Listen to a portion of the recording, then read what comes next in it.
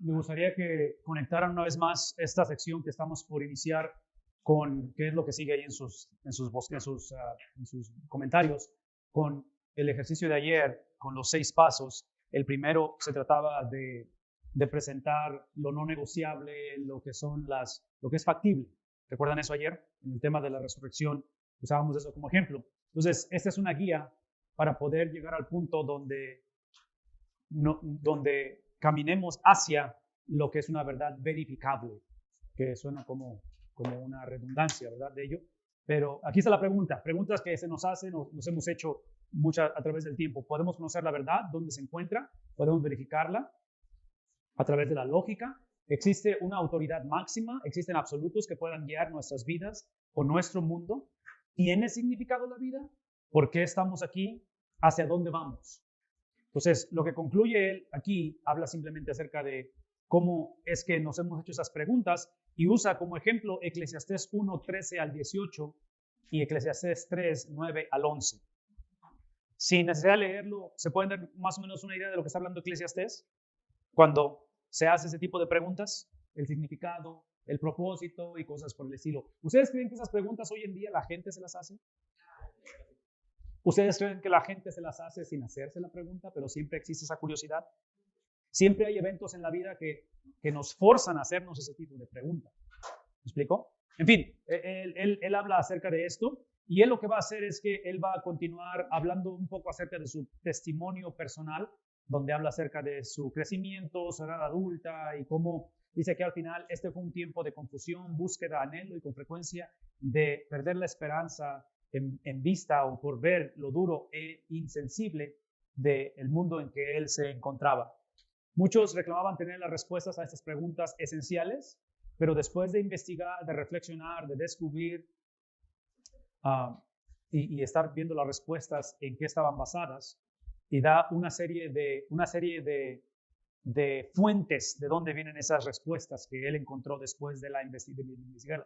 Eran filosofías personales, mitos antiguos, experiencias personales o proyecciones psicológicas. Mi pregunta con respecto a ello, si es que esto es verdad o si es que esto sigue siendo una realidad, ¿ustedes creen que en un momento dado la predicación del evangelio pueda ser percibida o etiquetada o categorizada bajo una de estas hoy en día?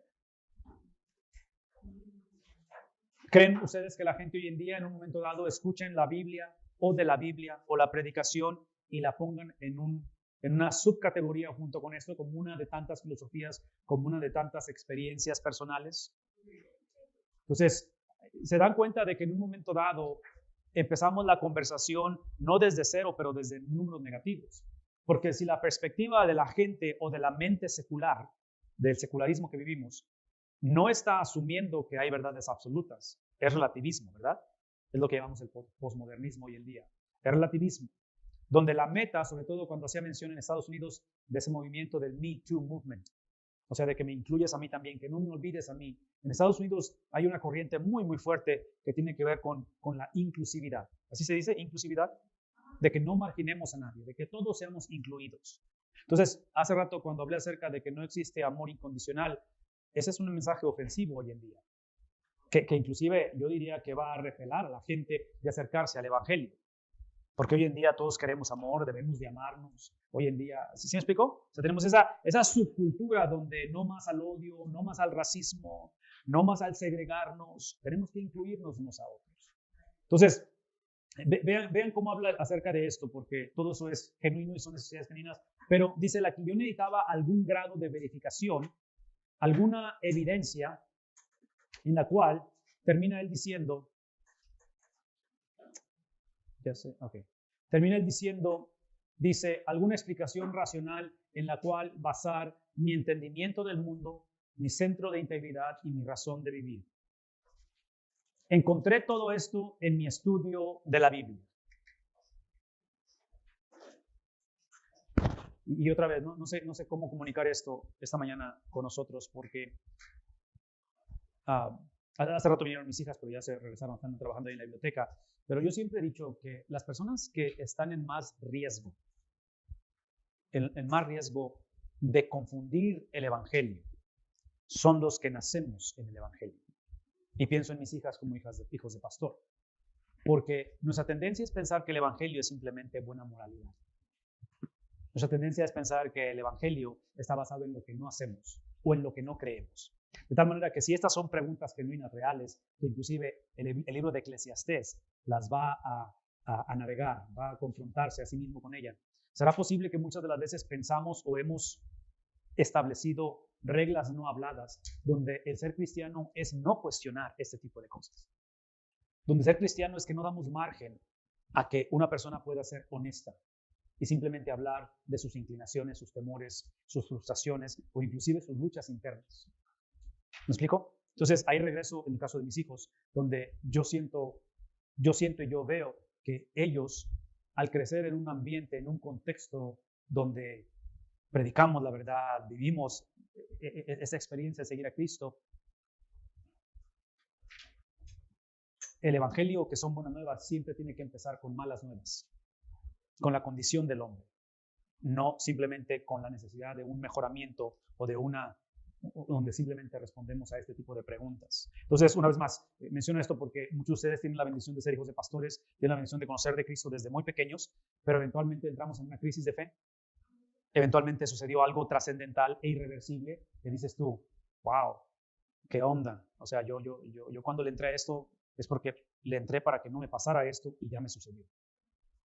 ¿Sí me explico? Entonces, cuando sucede eso, la pregunta, porque aquí él habla de cómo él encuentra esto, todo lo que él buscaba en la palabra de Dios, dice, comencé a buscar evidencia de su confiabilidad, la cual la encontré, y aquí hace una lista, en que la Biblia es confiable históricamente, donde está confirmada por la arqueología. Número 2, la exactitud de las profecías del Antiguo Testamento. Entonces, evidencias extrabíblicas, arqueología, evidencias internas, que es profecía, cumplimiento de ella. Y él habla acerca de la unidad del mensaje de la Biblia a través de 1600 años de su producción. Entonces, una vez más, porque obviamente cuando predicamos los domingos no es una clase de arqueología. Entonces no podemos darle a la gente una cátedra de las evidencias, pero sí hay temas, hay momentos en que sí podemos mencionar, ¿verdad? La evidencia extrabíblica que corrobora la veracidad de la palabra de Dios. Es obvio que en un momento dado podemos o debemos de hablar de las profecías del Antiguo Testamento, que entre paréntesis, si ustedes regresan y parte de por qué estoy aquí, yo quiero que naveguemos y aprendemos a usar estas herramientas. Dr. Bob Utley, él tiene en su sección de sus comentarios en cuestión de profecía, déjenme salirme de aquí. En cuestión de profecía, él tiene en los temas o los tópicos especiales, ya lo leí, debo de quedarme en español. En el español, en los temas especiales, cuando ustedes toman el tema de la profecía y se van a la P, y está...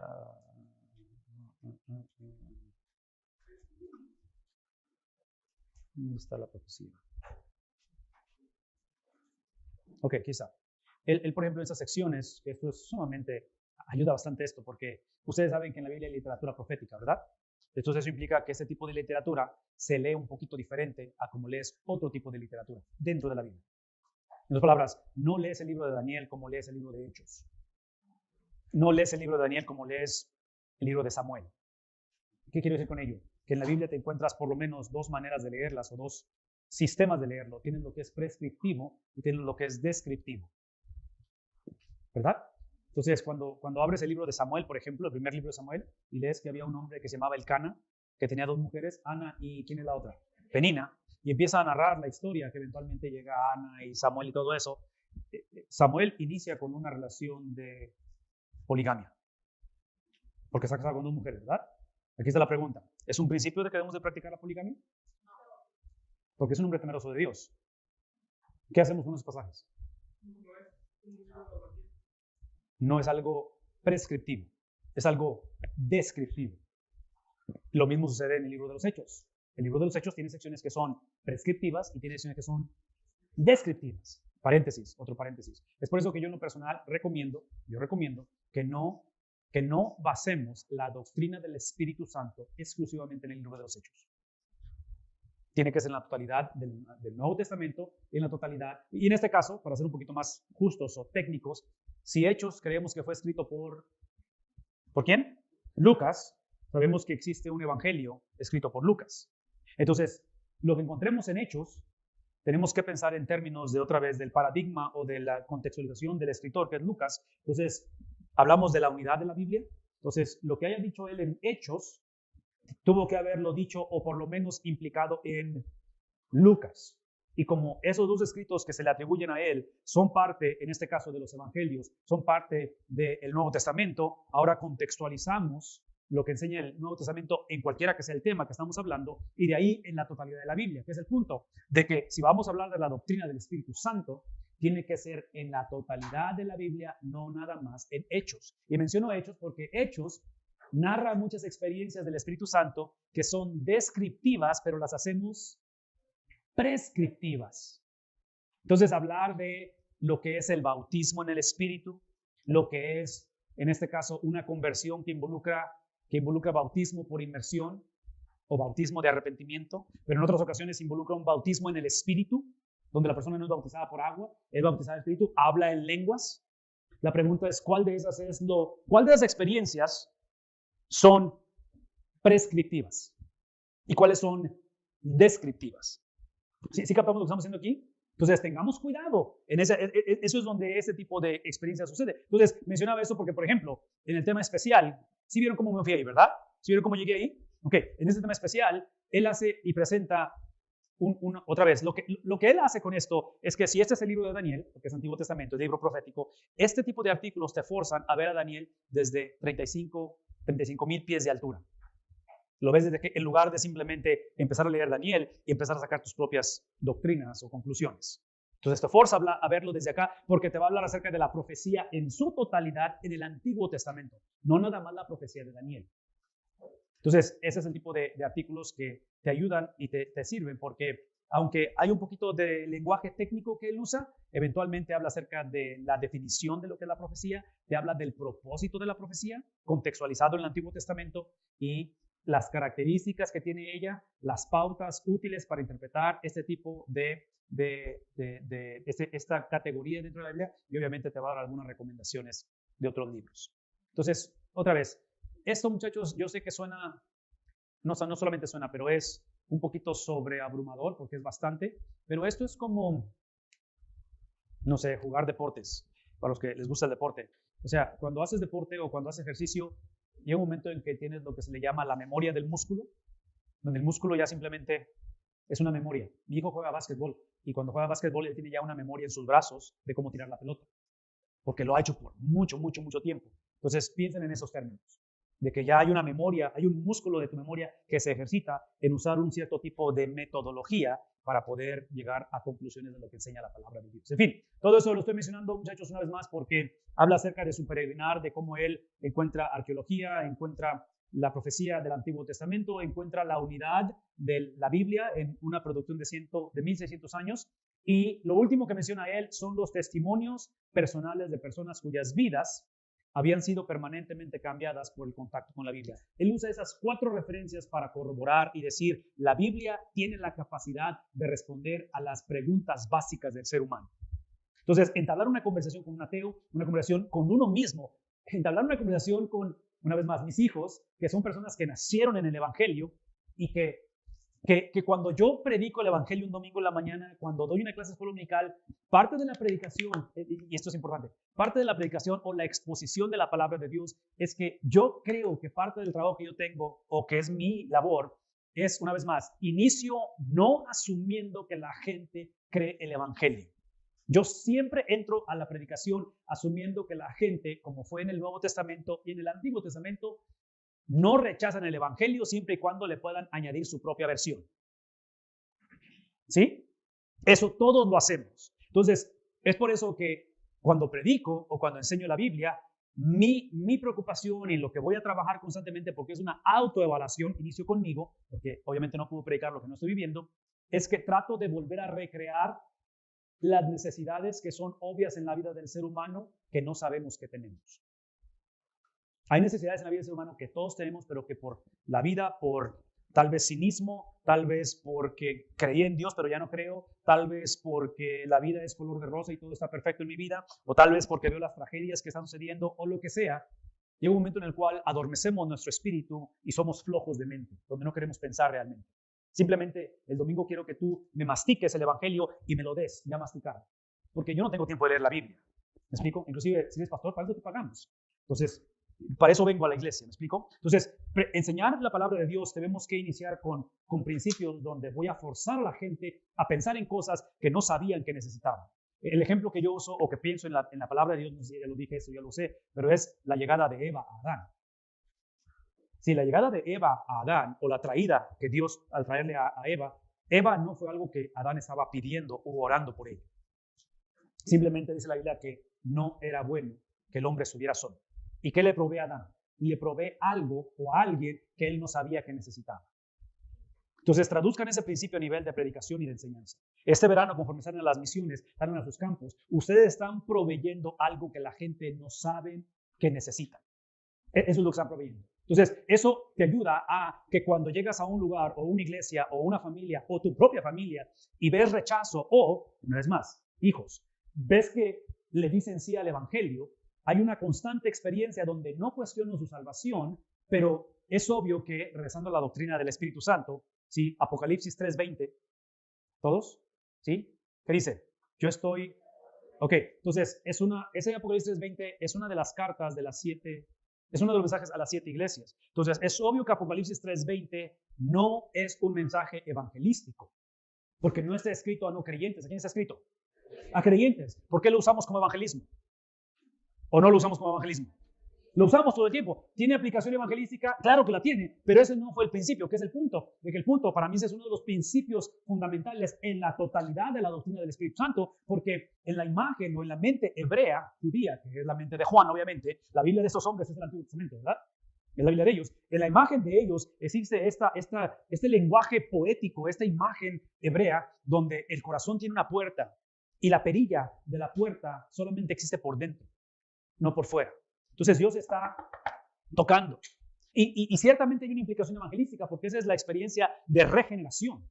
Cuando Dios salva al ser humano, es la experiencia donde el hombre eventualmente en el proceso de regeneración tiene que literalmente abrir y creer, ¿verdad? Cree. Entonces, cree, es sellado por el Espíritu Santo, es bautizado por el Espíritu Santo y su sello es permanente. Pero ese sello, ese bautismo, esa salvación no implica llenura del Espíritu Santo. Entonces, el día de ayer les hablaba yo de que la salvación es una transacción legal. ¿Qué cosa? Usé una palabra, doble o dual. Entonces, esa experiencia dual no implica llenura de su espíritu o señorío de Cristo. Entonces, creemos que parte de esa experiencia dual o parte de esa experiencia legal inicia con la legalidad de que somos justificados a través de la fe en Cristo Jesús. Y Martín Lutero, en la Reforma, descubre que la justificación que la Biblia habla, siempre él había creído que era una justificación propia. Entonces, por eso había que constantemente estarse confesando. ¿Recuerdan eso? Constantemente estar luchando por vivir justamente. Y eventualmente la Reforma surge ¿de qué? No se da cuenta que la justificación es una justificación no propia, sino forense. Es de un agente externo. ¿Es la justificación de quién? Es la justicia de Cristo. Entonces, cuando hablo acerca de esa transacción legal, regresando a Apocalipsis 3:20, es de que en la salvación hay una legalidad donde Pablo en Romanos capítulo 6, si no me equivoco es el 6, es donde usa la analogía del divorcio y la analogía de la esclavitud, donde tanto el divorcio o carta de divorcio hay una legalidad donde la mujer es libre de su esposo, legalmente libre, ¿verdad? Porque lo ha divorciado. En la cuestión de la esclavitud, tiene que haber un documento legal donde el amo hace libre al esclavo. Y es lo que usa él como ejemplo en cuestión de la legalidad del pecado. En la salvación, el hombre es libre legalmente del yugo del pecado. Pero esa legalidad que inicia en la salvación, en esa transacción doble, no implica que el ser libre de la legalidad del pecado no implica que somos libres de la influencia del pecado. Entonces ahí es donde entra el estira y afloja, donde hacemos lo que no queremos y donde literalmente el resto de la vida tenemos una lucha interna. ¿Me explico? Okay. Entonces Apocalipsis 3:20 no está hablando de la legalidad de ser libres del pecado, está hablando de la influencia del pecado. ¿Cuál es el punto? Ese es el punto, de que en la salvación somos sellados por su espíritu, inmovible, irrevocable. ¿Todos conmigo? Pero ese proceso de legalidad de ser salvos no implica que vivimos como salvos todos los días o que nos sentimos salvos todos los días. Y por eso es que Juan está hablando a las iglesias que habían perdido salvación. No salvación, simplemente no se estaban comportando como salvos. ¿Sí captamos eso? ¿Qué es el punto? El punto simplemente es esto, que en el caso de la llenura del Espíritu o de la doctrina del Espíritu Santo, tenemos que ser bien claros en la cuestión del sello del Espíritu Santo, que es para bautismo, para salvación, que es inmovible, irrevocable, pero es una experiencia diferente o secundaria o simplemente algo como consecuencia de la llenura del Espíritu Santo.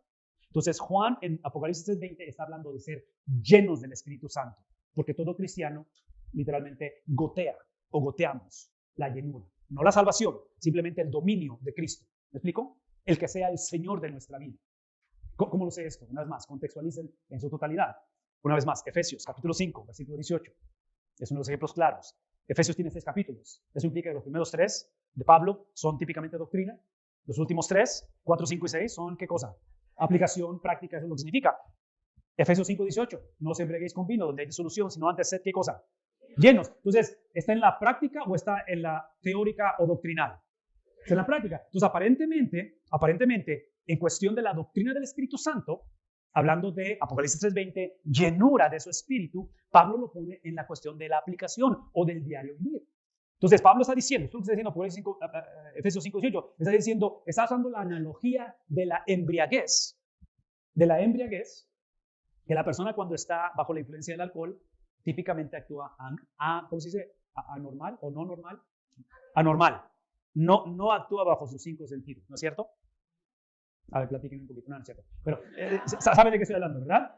O sea, ¿se acuerdan del viernes de la noche? No es cierto. Entonces, Pablo está diciendo básicamente, una persona bajo la influencia del Espíritu actúa fuera de lo normal.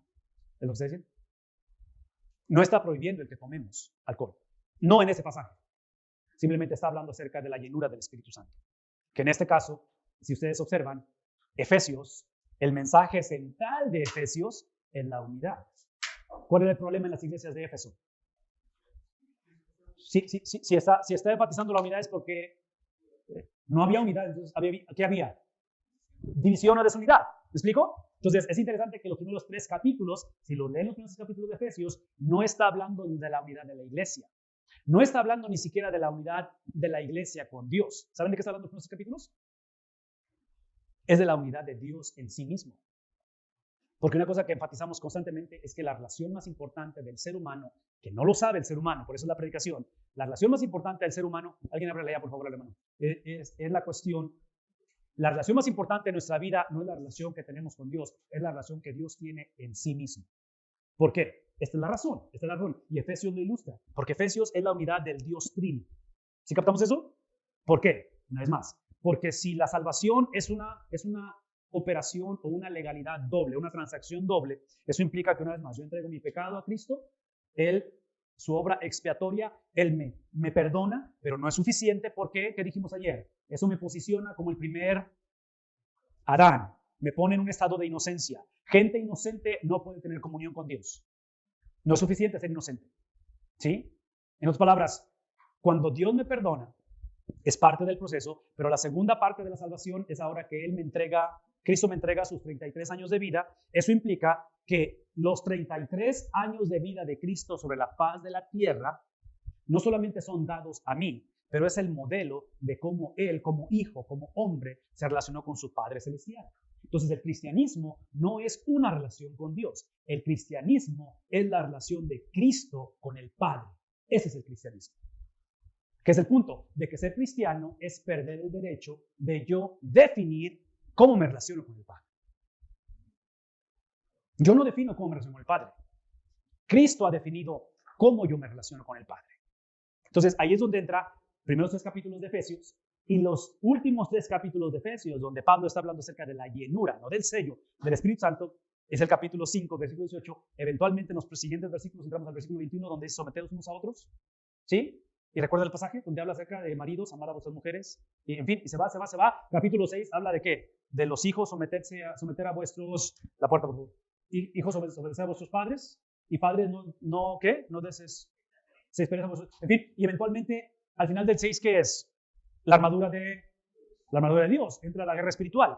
Observen que toda esta cuestión de la relación entre amos amos y esclavos, o traducción a dos, entre empleado y empleador, hablando de la relación conyugal, la relación de padres e hijos, eventualmente la guerra espiritual, el preámbulo de eso está basado en hombres y mujeres llenos del Espíritu Santo, no sellados por el Espíritu Santo. Ya el sello ya está, ¿verdad? Ya somos cristianos, es que simplemente no nos comportamos como cristianos. Entonces, ahí es donde tenemos que ver esa distinción en la doctrina del Espíritu Santo. Todo esto lo menciono, muchachos, porque este tipo de conversaciones o de temas o se asumen en la iglesia y cada quien las asume como bien le parece, o las ignoramos. Y simplemente cada quien trata lo que puede, hace lo que puede y le echa todos los kilos, así que les doy el beneficio de la duda, son buenas personas, están luchando, pero regreso a mis hijos. En el caso de mis hijos, este tipo de conversaciones que típicamente no las van a tener ellos por sí mismos, ¿sí? La predicación, el discipulado son las que te permiten crear un contexto donde la gente, y sobre todo los cristianos, vean la necesidad de hablar de esto, en lugar de asumir que ya lo creen o simplemente creer lo que siempre se les ha dicho. ¿Pregunta, comentario? ¿No? ¿Sí? ¿Todos? ¿Cómo estamos? ¿Bien? ¿Ya quieren otro break? No, todavía no. Ok, entonces, aquí es donde él habla y dice, hey, esta es la palabra del Señor, porque él termina diciendo que el cristianismo, como un sistema unificado de fe y creencia, tiene la habilidad de tratar con las preguntas complejas de la vida.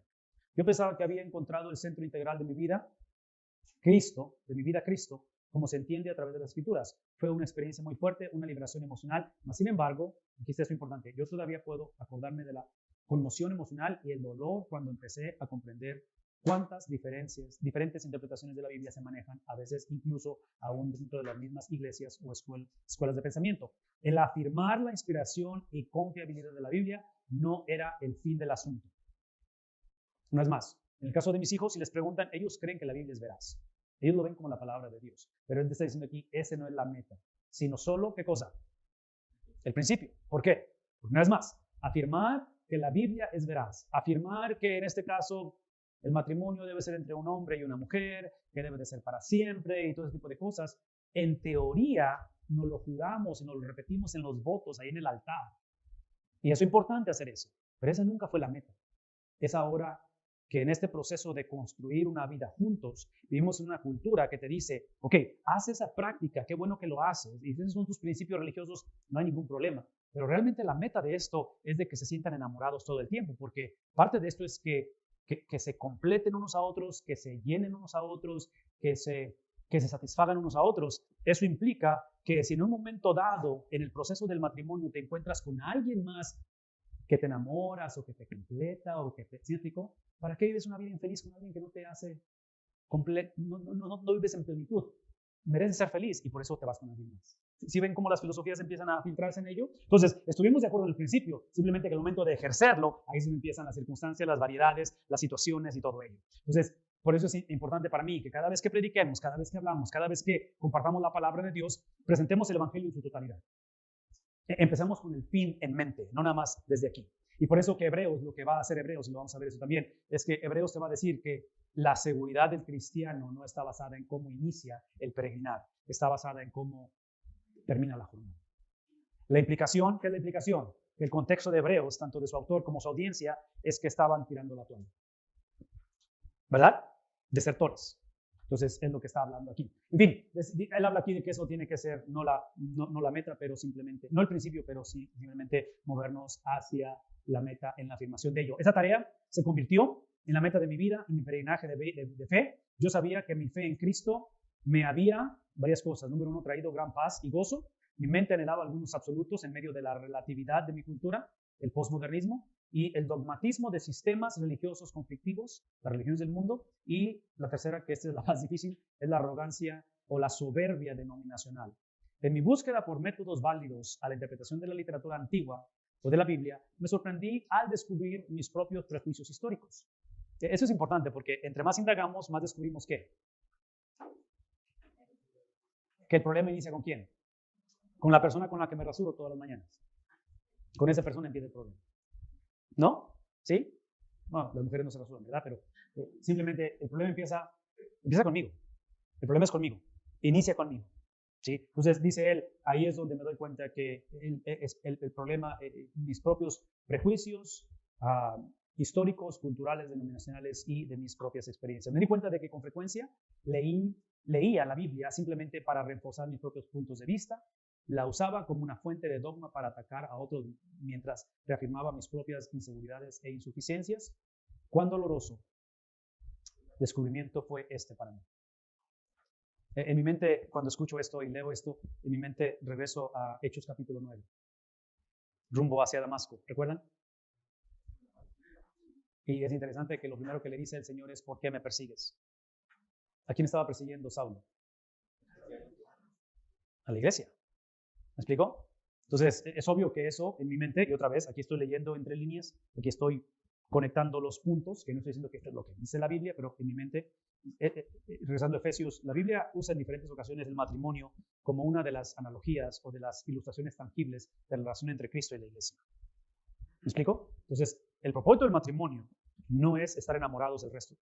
No, perdón, no es eso. El propósito del matrimonio no es el sentirnos enamorados el resto de la vida. Subrayo la palabra sentirse enamorados. No soy una persona anti-sentimientos o en contra de sentimientos, simplemente que ese no es el propósito del matrimonio, porque los sentimientos cambian. Algunos están pensando que son traicioneros también, pero cambian a través del tiempo, ¿no? La clásica, es que ya no es como antes, es que todos cambiamos. ¿Me explico? Todos cambiamos, en todos los sentidos de la palabra. Todos cambiamos. Entonces, el punto aquí, el matrimonio no es sentirnos enamorados el resto de la vida. El propósito del matrimonio es construir una vida juntos. Es el propósito del matrimonio. La razón por la cual nos casamos. Creemos construir una vida juntos, lo cual implica que cuando nos unimos en yugo desigual, es obvio que la vida va a tener descalabros innecesarios y que pudieran haber sido prevenidos. ¿Así se dice prevenidos? O que se pueden prevenir. ¿Okay? Y entre paréntesis, porque otra vez estamos hablando de temas que son extremadamente importantes. Hoy en día yo argumentaría que no es suficiente casarse con una persona que está de acuerdo con lo que Cristo dijo. Hoy en día es importante para los solteros que tienen todavía la oportunidad de escoger, es de que se casen con una persona que no solamente esté de acuerdo con lo que Cristo dijo, pero tienen que estar de acuerdo con lo que Cristo implicó con lo que dijo. Porque una vez más, estamos creando nuestras propias versiones del cristianismo. Y ahí es donde yo digo, es imposible hacer esto. Aquí lo que él está llevándonos a hablar acerca una vez más es de que habla del dolor, del sufrimiento que hay en descubrir todo esto. Y aquí es donde una vez más, esta relación con Cristo tiene que llevarnos a una unidad.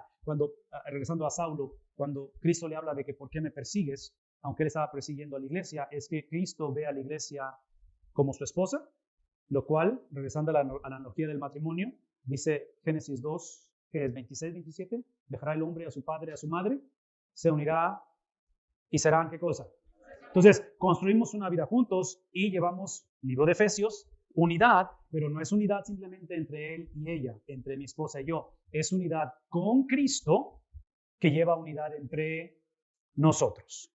De lo que estamos hablando aquí. Entonces, hablando de ello, dice, aunque nunca podré ser completamente objetivo, sí puedo convertirme en un mejor lector y estudiante de la palabra de Dios. Yo puedo limitar mis prejuicios si los identifico y reconozco su presencia. ¿Es cierto eso o no? Yo puedo limitar mis prejuicios, tal vez no los puedo quitar completamente, pero los puedo limitar si los identifico. Entre paréntesis, ¿saben ustedes que típicamente las cosas que más nos desesperan de otros son exactamente, como luego decimos, la pata de la que cojeamos? Lo que nos desespera de otros es precisamente lo que carecemos nosotros mismos. Entonces, por eso le está hablando acerca de una autoevaluación antes de ver la viga, de ver la paja en el ojo del prójimo. Está diciendo él, voy a ver qué cosa. La viga en el propio, es lo que está hablando acerca de él. Dice aquí, yo puedo limitar mis prejuicios, dice, aún no estoy libre de mis prejuicios, pero puedo confrontar, yo puedo, déjame enderezarlo un poquito de esta manera, ¿verdad? Eso a ver si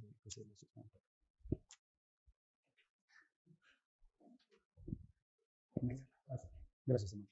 Dice, yo puedo aquí, aún no estoy libre de mis prejuicios, pero puedo confrontar mis áreas débiles y es que el intérprete es con frecuencia el peor enemigo de una buena y correcta lectura bíblica. ¿Sí? Yo soy el primer impedimento para yo poder interpretar la Biblia correctamente. Entonces, obviamente este es un reto de humildad porque típicamente nos acercamos a la Biblia como diciendo, tengo que alimentar a estos filisteos el domingo en la mañana. Entonces, nos vemos o nos percibimos como los héroes de la película, ¿sí? Y pensamos que el domingo en la mañana les hacemos un favor con presentarles este tipo de mensajes porque, o sea, no toda iglesia tiene la bendición de tener a mí como predicador, ¿verdad? Así típicamente actuamos, si no tenemos cuidado. Entonces, ahí es donde, inclusive para mí, tener a mis hijos ya como adultos mayores ha sido una realidad que me ha cambiado la perspectiva, porque por muchos años estuve acostumbrado a que estaban en el culto infantil, no estaban en el culto.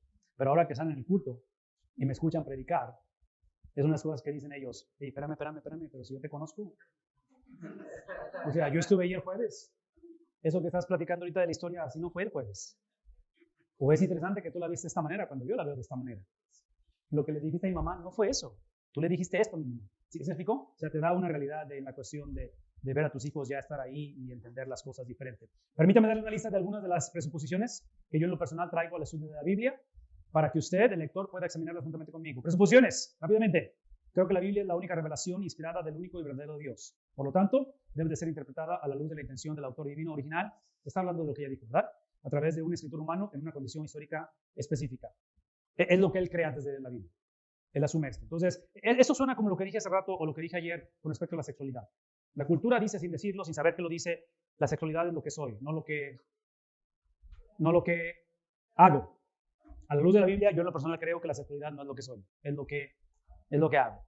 Por lo tanto, si mi tendencia es relación sexual con el mismo sexo, ok, voy a respetar. Estás mal, voy a respetar, pero no me digas que eso es lo que eres. Eso es lo que decides hacer. Simplemente, ¿me explico? Entonces, si podemos nivelar la conversación de esa manera. Él está diciendo, esas son mis presuposiciones. Creo que la Biblia fue escrita para la persona común, es decir, para todas las personas. Dios se adaptó a sí mismo o se limitó a sí mismo para hablarnos claramente dentro de un contexto cultural e histórico. Hay un propósito por qué hace esto Dios. Dios no esconde la verdad, sino más bien Él quiere que la entendamos. Por lo tanto, debe ser interpretada a la luz de ¿qué cosa? En otras palabras, el hecho de que Él se adaptó, el hecho de que Él se limita a sí mismo, no implica que sus limitaciones que Él ha puesto en este tiempo en la historia simplemente sean ignoradas. ¿Por qué? Ese es el punto. Porque el punto de la Biblia no somos nosotros. El punto de la Biblia es ¿quién? Es Dios. Entonces, no considerar esas presuposiciones. Yo argumentaría que una presuposición de nosotros es que cuando leemos la Biblia pensamos que la Biblia se trata de ¿quién? De mí. Ese es el Evangelio de la prosperidad. Es cuando leemos el capítulo, ¿qué es? ¿13 del segundo libro de Samuel? ¿Dónde está la historia de David y Goliat? ¿17? Creo que es el 17. Y cuando leemos la historia de David y Goliat, o sea, somos unos bárbaros. La leemos y decimos, es que, o sea, tú eres David. Si tienes la certeza, la veracidad, tienes la confianza, tienes el atrevimiento, eres aguerrido, puedes en el nombre de Cristo defender cualquier gigante en tu vida. Evangelio de la prosperidad, en toda su plenitud. El Evangelio de Jesucristo nos dice que David es Cristo. Solamente Cristo vence al enemigo. Tú y yo como cristianos somos el pueblo de Israel detrás de David, paniqueados, atemorizados, bipolares, no sabemos qué hacer, culpándonos unos a otros, disfuncionales y completamente quebrantados. Esos somos nosotros. Pero el Evangelio de la prosperidad cambia. ¿Sí me explico? Y a lo mejor le acabo de arruinar el sermón de este domingo a uno de ustedes porque es lo que iban a predicar. Pero eso no dice la Biblia. Nosotros no somos los héroes de la película. Es Cristo el héroe de la película. ¿Sí me explico? Siempre ha sido Cristo, siempre va a ser Cristo y al final es Cristo el héroe de la película. ¿Cómo lo sé? Porque el Salmo 23 lo leemos como que si hacemos de Cristo, de Jehová, nuestro pastor, nunca pasaremos por valle de sombra y de muerte. Eso no está enseñando el Salmo 23. El Salmo 23 dice que aunque, y que muchas de las veces es el pastor el que me lleva por valle de sombra y de muerte. ¿No es cierto el caso ese? ¿No es Jeremías el que le reclama a Dios? Dice, me traicionaste. Cuando me llamaste a predicar a las naciones, aquí está Lamentaciones como producto. Porque sufro, porque no es posible que me tengas en esto. ¿Sí me explico? ¿Qué acerca de Moisés? No entra a la tierra prometida. ¿Qué acerca de Job? ¿Qué acerca de Pablo escribiendo la mayoría de sus cartas desde una prisión? Entonces, es obvio que la iglesia alrededor del mundo hoy en día, en su gran mayoría, es perseguida, ¿no es cierto? Está en aflicción hoy en día. Es normativo en la Biblia esto. Lean Primera de Pedro. Entonces, tengamos cuidado porque otra vez nos ponemos en tazas el versículo y lo ponemos en Facebook y lo ponemos con un contexto de romanticismo y no, hay traición, hay disfuncionalidad, hay derramamiento de sangre en medio de todos esos pasajes. ¿Me explico? Hay hombres y mujeres que dieron sus vidas por este evangelio y hoy en día cometemos barbaridades que si somos honestos, eso es lo que la gente está rechazando. Está rechazando una caricatura del evangelio. No le estamos dando a la gente la oportunidad de rechazar el evangelio. No lo estamos haciendo. Por lo cual vamos a ser responsables en el día final. ¿No es cierto? En otras palabras, asegurémonos que cuando la gente rechazan a Cristo, no una caricatura de Cristo. Y la iglesia tiene tiempo predicando caricaturas de Cristo, burlas del evangelio. No podemos continuar haciendo esto. Tiene que haber un arrepentimiento, una reforma en nuestro corazón hoy en día, no en el mundo, en nosotros. Porque somos tan cínicos que nos molestamos cuando el mundo actúa como inconversos. ¿Qué acabo de decir? Escuchen lo que acabo de decir. Nos molesta cuando el mundo actúa como inconverso. Son inconversos. Deben de actuar como inconversos. Lo que nos debe de molestar es cuando el cristiano actúa como inconverso. ¿Me explico? Entonces, tengamos cuidado con ello. Dice él, creo que la Biblia tiene un propósito y mensaje unificados, no se contradice a sí misma, sino que contiene pasajes paradójicos y difíciles. Aquí hay un principio, así nomás rapidito, porque esta cuestión de lo paradójico o de lo difícil no implica que es contradictorio. En otras palabras, en la Biblia, y hablábamos de eso hace un momento, en la Biblia existen pasajes que tienen ambigüedad. Existen pasajes que son misterios. ¿Puedo empezar en uno? Así nomás rapidito. Algún pasaje de la Biblia o un principio de la Biblia que es misterio, que suena contradictorio, pero no lo es, porque no hay contradicción en la Biblia. ¿Sí me explico? El hecho de que sea misterio no implica que se contradiga o que sea ilógico. Pero díganme un ejemplo. ¿Ok? ¿Estás hablando del sacerdocio? De él, definitivamente lo es. Definitivamente lo es. Pienso en mi mente la Trinidad. La doctrina de la Trinidad es un misterio. Porque encuentras a una persona, encuentras a una esencia, a un Dios, ¿con cuántas personas? Con 3 personas. Entonces, lo misterioso de esto, de que son 3 personas, es que no las puedes separar. Porque si las separas vas a tener que escoger tu herejía. Te va a llevar a la herejía. Si las separas o tratas de separarlas. Pero lo que puedes hacer, o lo que podemos hacer, es hablar de sus distintivos. Pero no de que no hay separación de él. Lo mismo pasa con Cristo. En Cristo es una persona con 2 esencias, 2 naturalezas. ¿Sí? La humana y la divina. Entonces, ahí es donde entran ese tipo de misterios, pero eso no implica que son contradicciones. Entonces, cuando él habla acerca de lo que es paradójico, de lo que es difícil, no está implicando que sea contradictorio. De tal manera que la Biblia es la mejor intérprete de sí misma. Creo que cada pasaje, excluyendo la profecía, tiene uno y un solo significado, basado en la intención del autor original. Y aquí es donde él desglosa algunas de las cosas que él lo usa como su metodología para hacer lo que hace, y habla de los indicadores que nos muestran su dirección, y parte de ello es el género, que nos ayuda para expresar el mensaje. Una vez más, profecía, historia, poesía, narrativa, lo que es descriptivo, prescriptivo, tenemos que identificar eso. ¿Qué tipo de género es eso? La situación histórica, ¿cuándo es escrito esto? Porque nos ayuda a ver el motivo, la razón por la cual se escribió. El contexto literario, que es otra vez la totalidad y la unidad de ese libro, hablando otra vez de la doctrina del Espíritu Santo, tiene que filtrarse a través de su totalidad. El diseño textual habla acerca de la relación al pasaje en su totalidad, ¿sí? Con las unidades literarias. Las herramientas gramaticales, cuando habla acerca de la comunicación del mensaje.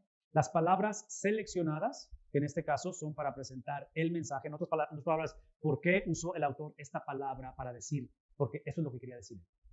En este caso, regreso a Efesios 5:18. ¿Por qué él habla de no os embriaguéis con vino? Él está en contra de que la persona consuma alcohol o está promoviendo la abstenencia total del alcohol.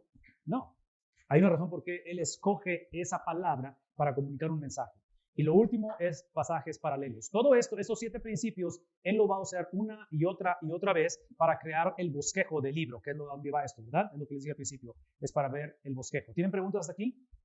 ¿No? ¿Todo? ¿Sí? ¿Bien? Ok. El estudio de cada una de estas áreas se convierte en el objeto de nuestro estudio de un pasaje de la Biblia. Una vez más, el estudio de cada una de estas 7 áreas se convierte en el objeto de nuestro estudio de un pasaje de la Biblia. Lo que está diciendo él es esto, que cuando estudiamos la Biblia, ya especificamos que no estudiamos pasajes, estudiamos qué cosa, párrafos. Al estudiar el párrafo, él recomienda estos 7 principios que se conviertan en un patrón, en un ejercicio continuo, ¿sí? Para estudiar la palabra de Dios. Y no piensen en términos de sermones, no piensen en términos de tareas, que obviamente hay que hacer tareas y todo eso. Piensen en términos de simplemente estudiar la palabra de Dios. Piensen en términos donde ustedes lleguen al punto, lleguemos como cristianos a un ejercicio continuo de esto, donde obviamente la práctica es el maestro, ¿verdad? Entonces lo practicamos, donde al momento de nosotros discipular a otros, tenemos cierto tipo de herramientas que podemos transferir. Que cuando una persona es nueva en el Evangelio, imagínense que les introducimos el Evangelio con este tipo de herramientas desde un principio. En lugar de pensar de que el cristianismo es un proceso en el cual es como en el fútbol, eres en la segunda división y eventualmente pasas a la primera división, porque va a ser de nosotros que vamos al seminario. ¿Sí me explico? No es así. O sea, el llamamiento supremo del ser humano no es ser pastor, es ser cristiano, ser seguidor de Jesús, ¿no? Entonces, la palabra de Dios está accesible a todos, simplemente que tenemos herramientas para poder crecer en ello. Métodos inapropiados, que él menciona, es el ignorar ¿qué cosa?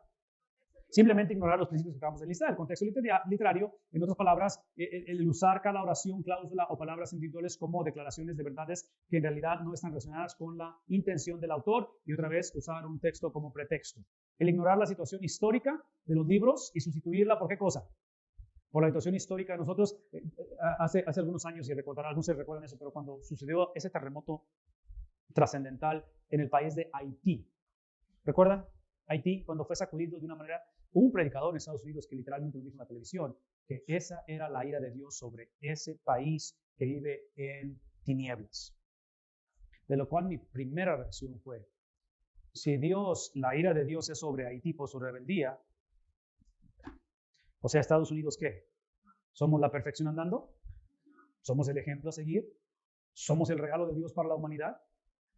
¿Sí me explico? O sea, tengamos cuidado con lo que decimos, porque él está hablando acerca de ignorar la situación histórica que está sucediendo y simplemente por un evento en nuestro contexto decimos, esto es lo que la Biblia está diciendo. Tengamos cuidado con ello. Ignorar la situación histórica de los libros y leerlo como si fuera el periódico matutino o Facebook en la mañana, que está hecho para mí hoy en día. Ignorar la situación histórica y alegorizar el texto. ¿Saben lo que es eso de alegorizarlo? ¿Sí? ¿No? ¿Qué es lo opuesto a la alegoría? Literal. Entonces, aquí la pregunta ¿es literal o es alegórico? Entonces, tener cuidado de que no lo estamos alegorizando y hacer un mensaje teológico, filosófico completamente sin relación a los primeros oyentes. En otras palabras, es lo que estoy diciendo. Yo estoy de acuerdo, y otra vez, ustedes leen su Biblia en la mañana y escuchan la voz de Dios en algo específico. Yo estoy a favor de ello, siempre y cuando entendemos esto, de que yo creo que Dios habla a tu vida de una manera personal. De lo cual yo diría, ese mensaje, porque no es el mensaje de la Biblia, dijimos que la Biblia tiene un solo mensaje, ¿verdad? Entonces yo puedo leer un salmo, un libro, un pasaje y Dios me habla. Y a través de ello sentí el llamado a hacer esto, o sentí que tenía que comprar esto, o sentí que tenía que moverme a cierto país. No estoy en contra de ello, pero mi punto es este. Ese tipo de mensaje o de alegoría hace responsable solamente al lector de que lo siga. Pero no puedes pararte enfrente de gente y decir, eso es lo que Dios dice y eso es lo que tienes que hacer. ¿Sí ven la diferencia? Entonces, para yo decir, esto es lo que Dios dice y es lo que debemos de hacer, yo tengo que basarlo en lo que la Biblia dice, no en lo que yo pienso que la Biblia dice. Cuando yo entiendo y yo recibo algo que yo pienso que la Biblia dice, yo digo, hey, está bien, tú eres responsable por ello. Pero ya cuando dices, esto es lo que el Señor dice, eso es otro tipo de responsabilidad. El ignorar el mensaje original y sustituirlo por el propio sistema teológico personal, doctrina preferida o asunto contemporáneo sin relación alguno con el propósito del autor original y su mensaje. Él termina diciendo esto. Al menos 3 componentes relacionados pueden encontrarse en toda la comunicación humana escrita. Eso es lo que típicamente encontramos. La intención del autor, vean a Facebook. Cuando alguien escribe algo en Facebook, obviamente alguien lo escribió con una intención. Anteriormente Twitter, si alguien usa Twitter, en Twitter anteriormente alguien sabía cuántos eran los espacios que había. 140, eso es lo que había. Y ahorita ya se abrieron más. Pero en 140 espacios tenías que figurar creativamente, comunicar un mensaje. Entonces, lo que está diciendo es que puedes escribir algo y si no tienes cuidado, puedes ignorar la intención por qué fue escrito. Hoy en día existen los famosos emojis, ¿sí? Que te ayudan a ilustrar la intención de ello. Si le pones un corazoncito o si le pones un, ¿sí? Es que no te gustó. Entonces, Aquí está hablando de la intención, no lo que dijo, pero por qué lo dijo. Todos escribimos bajo esos lentes y habla acerca de ahora el contenido. Entonces, intención y luego es el contenido y por último, ¿qué es? En otras palabras, piensen en Facebook. La persona tiene algo que siente, hay una intención por lo cual lo escribió. Inclusive hoy en día el mensaje que encontramos por todos lados y nos lo enseñan los deportes profesionales o los políticos hoy en día, las figuras públicas, de que hoy en día en los medios sociales no hay secretos. ¿Por qué? Porque existen los famosos screenshots. ¿Saben de qué es eso? ¿Cómo se dice en español eso? Captura de pantalla. ¿Qué significa ello? Que puedes escribir algo y luego dices tú, ups, te arrepientes y ¿qué haces? Lo borras. Pero como hay captura de pantalla, realmente ya no hay manera de borrarlo. Hay un jugador de fútbol americano colegial que calificó para jugar profesionalmente. Esto sucedió hace como 2 años. Profesionalmente. Ustedes saben, en el deporte profesional son muy pocos los que califican, ¿verdad? Hay mucha gente con el talento, pero simplemente no la hacen, no llegan a ese punto. Ese chavo jugó colegial, calificó y estaba para entrar en el nivel profesional que implica millones de dólares, ¿verdad? Contratos de millones de dólares. Y literalmente un screenshot cuando él tenía 15 años, que se lo descubrieron en Twitter. Alguien lo descubrió, alguien lo guardó. Ya el chavo tenía 19 años. Cuando tenía 15 años, y él era americano, anglo, hizo un tweet que era racista en contra de los afroamericanos y perdió su contrato. Millones de dólares por algo que escribió cuando tenía 15 años. ¿Qué es el punto? ¿Qué es el punto? De que los secretos en la vida, con tecnología o sin tecnología, son mitos. Todo sale a flote eventualmente, ¿no es cierto? Todo sale a flote. Entonces, aquí lo que quiero que piensen, porque está hablando acerca de la intención del autor, el autor eventualmente pone eso en palabra o en texto y eventualmente lo escribe basado en la intención y basado en el contenido con una audiencia en mente. ¿Sí? Todos nos comunicamos de esa manera. Dice él, en el pasado, otras técnicas de lectura se han enfocado en uno de estos 3 componentes. En el pasado, técnicas de lectura se enfocan en la intención de la persona, en otras palabras, hablando de Jeremías, hay una razón por qué escribe Lamentaciones. ¿Me explico? Hay una razón por qué David escribe Salmos. Hay una intención. Te puedes enfatizar en el texto, en el contenido o en los destinatarios. Dice él aquí, pero para verdaderamente aseverar o confirmar la inspiración de la Biblia, un diagrama modificado es más apropiado, el cual, una vez más, la intención del autor para nosotros está basado en ¿qué? En la intervención del Espíritu Santo. ¿Sí? En la cual el texto escrito, aquí tiene un error, tiene que ver hoy en día con las variaciones de los manuscritos, que es una realidad, ¿verdad? Hay variaciones en ello. Y el último es los destinatarios, que en este caso son los creyentes, ¿qué cosa? Posteriores. O sea, esa es la experiencia del Evangelio que se extiende aún más allá de aquellos que fueron sus destinatarios originales. Terminen diciendo esto, realmente todos estos 3 componentes deben de ser incluidos en el proceso interpretativo, con el propósito de verificar mi interpretación se enfoca en los 2 primeros componentes. Él se va a enfocar en el autor original y se va a enfocar en ¿qué cosa? En el texto. Y probablemente estoy reaccionando a los abusos que he observado. ¿Cuáles son? Haciendo alegorías o espiritualización de cosas del texto o simplemente a la respuesta del lector, la interpretación, lo que esto significa para quién. Para mí, eso es lo que yo creo.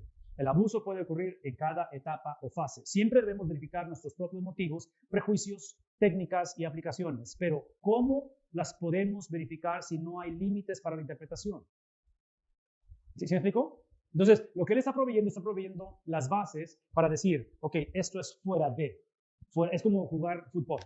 Si la cancha de fútbol no tiene líneas, que algunos lo juegan sin líneas, pero si no tiene las líneas, si no tiene lo que es el área chica, el área grande, es difícil saber quién gana. Si no hay porterías, no es fútbol, nomás están corriendo como locos.